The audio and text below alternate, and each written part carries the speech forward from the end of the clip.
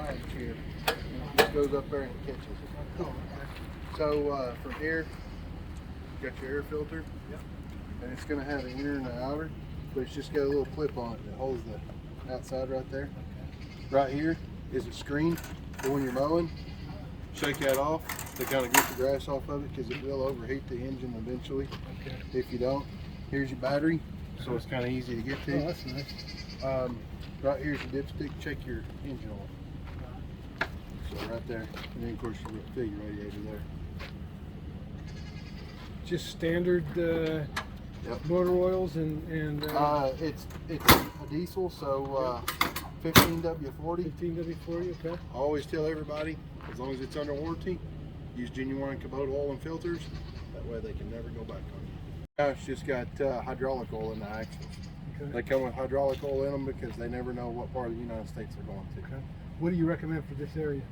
Hydraulic oil? Good? Hydraulic oil is fine.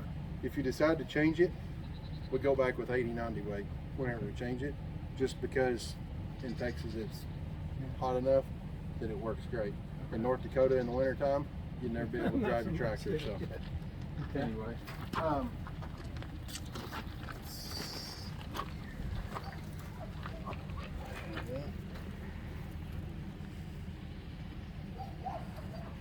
right, right here's where you fill your hydraulic oil.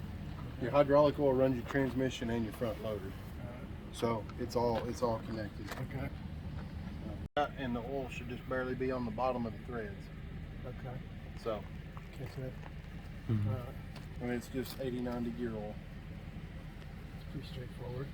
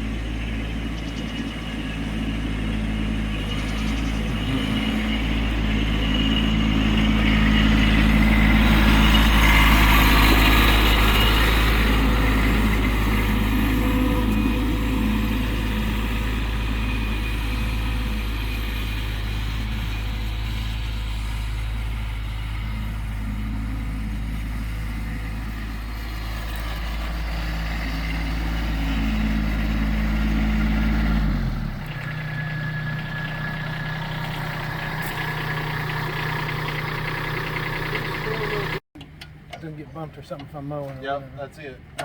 And that way, if you have it up, it won't fall on you. Somebody can't come and do that.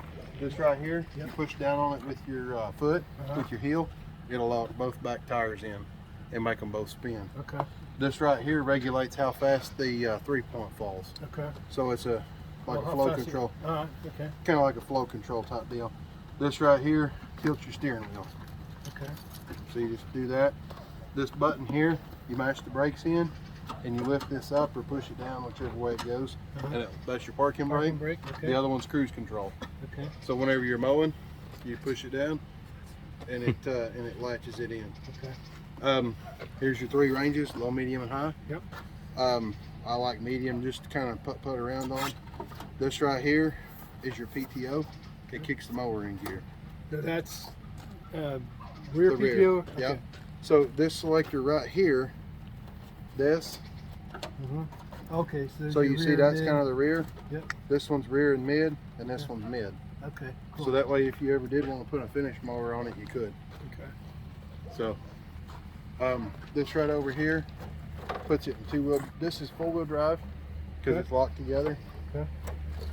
This is 2-wheel drive because it's open. Okay. I got you. Okay. I had it in four-wheel drive just that way I wouldn't spin the tires going up the ramp earlier. So Yep. this right here raises up and down the mower back here. Okay. So and you can actually drop it down without it being on, but you can't raise it up Makes sense. Okay. because it's like a free flow and it goes back into the transmission. The fluid does. Okay. So I got it. That makes sense. It's got to be running so you have hydraulic power to lift the rear end. Yes. Yes. All right. and then right over here, this triangle knob here Yeah. is nothing more than a stop. So you Oh, just turn this, temper. to set your mower.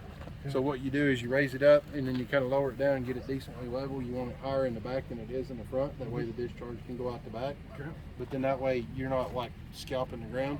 You just push it down to that stop and it quits. Okay. Ah, cool. That's nice. Yep. And you have the same